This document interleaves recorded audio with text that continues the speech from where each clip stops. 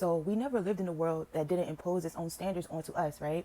That's how we valued ourselves. We never really had to find the value within ourselves because there was always some sort of outside standard that told us what we were worth, right? Based on what we did, based on what family we were born into, based on what we have, and those things gave us our value. But to come into understanding of the self, you step out of that, right? You step out of living up to standards, right? Because those standards are not real.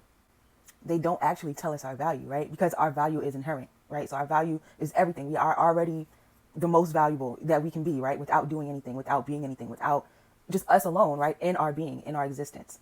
So it's imperative that we come out of that comparison to be who we actually are, right? We can't live within us comparing ourselves to others and still, have that sense of self, have that sense of understanding of who we are as people.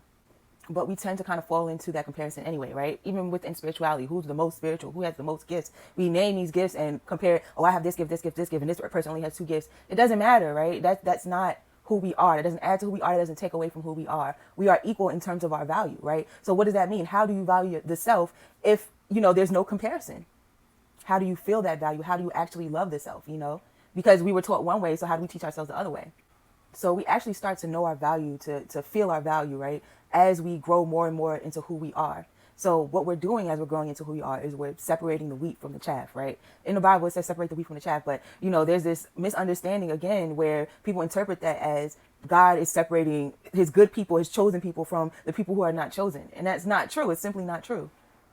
Every person was made by God and every person has a place within the mind of God. Every person is equally valuable. We are all creations of the all.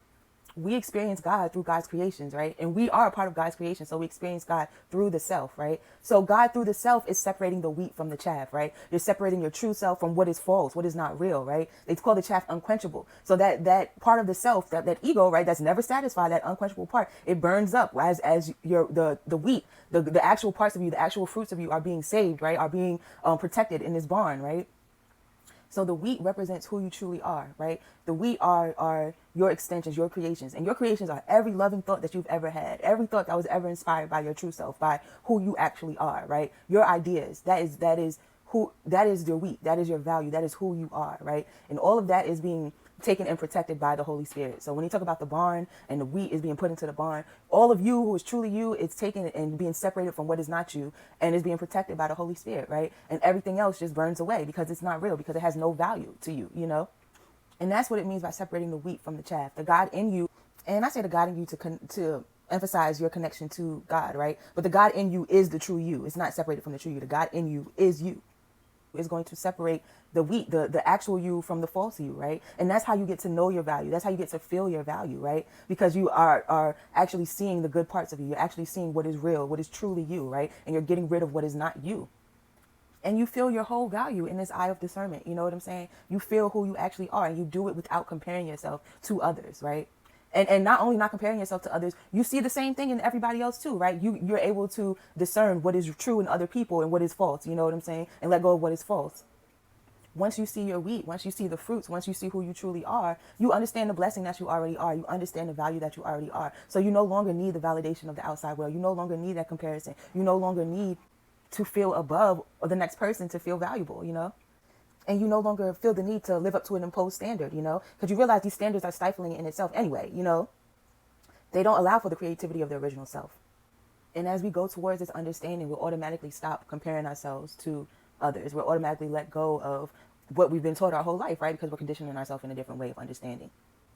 And early on in that reconditioning, early on in your choice to take that journey towards the self, you have to let go of what people think of you. You know what I'm saying? You have to let go of caring what people think of you.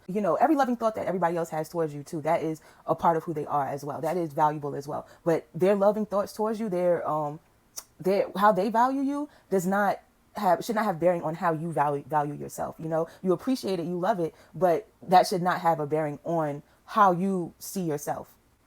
So in that sense, however people value you or however people look down upon you and don't value you at all, it doesn't really matter. You know what I'm saying? And you have to understand that doesn't matter, right? You have to let go of having that matter to yourself.